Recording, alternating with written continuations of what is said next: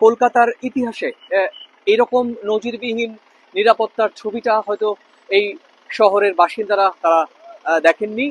ইতিমধ্যেই কলকাতার এবং পশ্চিমবঙ্গের স্থানীয় গণমাধ্যম সহ আন্তর্জাতিক গণমাধ্যম এবং সর্বভারতীয় গণমাধ্যমের প্রধান শিরোনাম কলকাতার এই মুহূর্তে নবান্ন ঘেরাও অরাজনৈতিক যে কর্মকাণ্ড সেটি। ছাত্র সমাজের ব্যানারে আজকের এই নবান্ন ঘেরাওয়ে হাজার হাজার ছাত্র এবং সাধারণ মানুষ জমায়েত হয়ে কিন্তু কলকাতার দুটো দিক থেকে আসতে শুরু করেছে। যে মিছিল অথবা প্রতিবাদ মিছিলটি নবান্ন অভিমুখে যাচ্ছে সেই শান্তিপূর্ণ হলে পুলিশের পক্ষ থেকে কিন্তু কোনো ধরনের বাধা দেওয়া হবে না। দেখা যাচ্ছে ইতিমধ্যেই যে টিয়ার গ্যাসের সেল নিয়েও কিন্তু প্রস্তুত রয়েছে।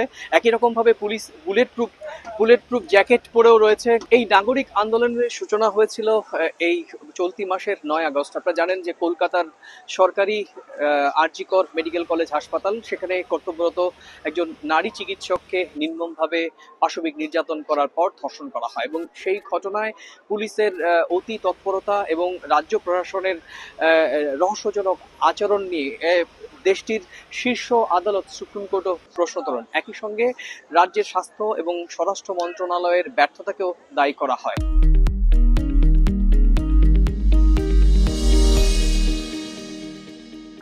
এই ঘটনায় ইতিমধ্যেই জুনিয়র চিকিৎসকরা লাগাতার আন্দোলন করছেন এবং এই চিকিৎসকদের আন্দোলনের সঙ্গে কলকাতা এবং পশ্চিমবঙ্গ নয়, শুধু গোটা ভারতের নাগরিক সমাজও কিন্তু এই আন্দোলনে শরিক হয়েছে। মুখ্যমন্ত্রী মমতা বন্দ্যোপাধ্যায়ের কার্যালয়ের সামনে গিয়ে কোনো ধরনের অরাজকতা বা বিক্ষোভ না দেখাতে পারে সেই রকম কিন্তু প্রস্তুতি ইতিমধ্যেই কলকাতা পুলিশের পক্ষ থেকে চূড়ান্ত করা হয়েছে। তো এই ছিল আমার কাছে মমতা বন্দ্যোপাধ্যায়ের কার্যালয় নবান্নের সামনে খিদিরপুর ব্রিজ থেকে এই সংক্রান্ত আমার কাছে থাকা সবশেষ তথ্য।